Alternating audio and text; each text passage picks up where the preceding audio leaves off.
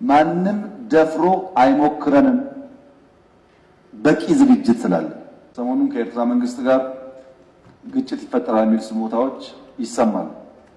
ለተከበረው ምክር ቤት፣ ለኢትዮጵያ ሕዝብ፣ ለኤርትራ ሕዝብ እና መንግስት በዚህ ምክር ቤት ፊት ቆሜ ላረጋግጥም ወደው ኢትዮጵያ ለቀይ ባህር ስትል ኤርትራን የመውረር ፍላጎት የላትም።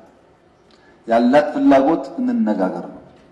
እንነጋገር ሰጥቶ መቀበል ባለበት መርህ፣ ህዝቦች በሚጠቅም መርህ፣ በገበያ መርህ ይህንን ችግር እልባት እናበጀለት።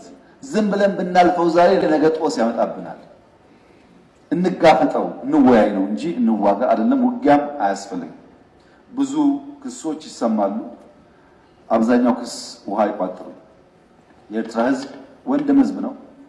የኤርትራ ህዝብ ምስኪን ህዝብ ነው። እንደ ኢትዮጵያ ለማድረግ የሚፈልግ ህዝብ ነው። የሚያስፈልገው ልማት ነው፣ ውጊያ አይደለም። ተባብረን መልማት፣ ተባብረን መስራት ነው እንጂ አንዱ አንዱን መውጋት የኛ እቅድ አይደለም። በሌላ መንገድ ኢትዮጵያ ላይ ማንም ሀገር ወረራ ሊፈጽምና ከጀመርነው ህልም ሊያስቆመን ይችላል የሚል ስጋት ደግሞ የለብንም። ጭራሽ ስጋት የለብንም። ይህም መሰማር አለበት። ማንም ደፍሮ አይሞክረንም በቂ ዝግጅት ስላለ። የምንዘጋጀው ግን ውጊያ ለማስቀረት ስለሆነ በእኛ ኢኒሼቲቭ ከማንም ጋር የመዋጋት ፍላጎት የለንም። እንደምታስታውሱት ሶማሊያ ጋር ይዋጋሉ የሚባል በጣም ብዙ ንግግሮች ነበሩ። የፈታንበት መንገድ አይታችኋል። በሶማሊያና ኬንያ መካከል ችግር ሲፈጠር ዘለን የገባነው እኛ ነን። በሱዳን ወንድሞች መካከል ችግር ሲፈጠር ዘለን የገባን እኛ ነን። ሳውት ሱዳን ችግር ሲፈጠር ዘለን የገባን እኛ ነን። በአካባቢያችን ሰላም፣ ልማት እንዲመጣ ስለምንፈልግ እስከዛሬ ከማንም ጋር አንድ ጥይት ተኩሰን አናውቅም። ወደፊት የኛ ፍላጎት ይሄው እንዲቀጥል። ምንም አይነት ትንኮሳ ከየትኛውም ወገን መኖር የለበትም። ትንኮሳ ካለ ምላሹ ከፍተኛ ስለሚሆን በእኛ ወገን ግን ትንኮሳ እንደማይደረግ እያረጋገጥኩ የቀይ ባህር ጉዳይ ለኢትዮጵያ የህልውና ጉዳይ ነው።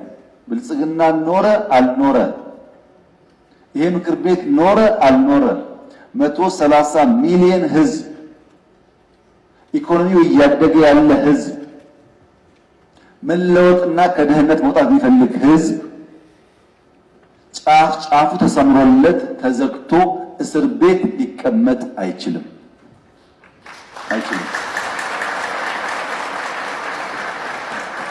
ይሄን ማንም ሰላም ወዳድ ነኝ የሚል የዓለም መንግስት፣ ግለሰብ፣ ቡድን ከወንድሞቻችን ጋር አነጋግሮን በህግ አግባብ በቢዝነስ ተርም የኢትዮጵያ ጥያቄ ምላሽ እንዲያገኝ ወንድሞቻችን ተጠቃሚ እንዲሆኑ የሚያስችል አሚካብል ሶሉሽን እንዲፈጠር ለመላው ዓለም ጥሪ እናቀርባለን። እኛ የምንፈልገው በሰላም ችግራችን እንዲፈታ ማድረግ ነው። የቀይ ባህር ጉዳይ የማይፈታ ህልም ነው፣ የሩቅ ጊዜ ህልም ነው። እንዴት እንደዚህ አይነት የሩቅ ጊዜ ህልም ይሄ መንግስት ያስባል የሚሉ ግለሰቦችና ቡድኖች አልፎ አልፎ ይደመጣሉ። ይሄ ዓለም አንድ ግለሰብ ኩባንያ ማርስ ላይ ወጣለሁ የሚልበት፣ ማርስ ወጥቼ ወርሳለሁ የሚልበት ዓለም ውስጥ እየኖር 30 እና 40 50 60 ኪሎ ሜትር ያለችን ቀይ ባህር ለመንካት አናለንም ማለት የሚቻል አይመስለኝም። እኛ ህልመኞች ነን። ህልማችን ግን ብልጽግና ነው።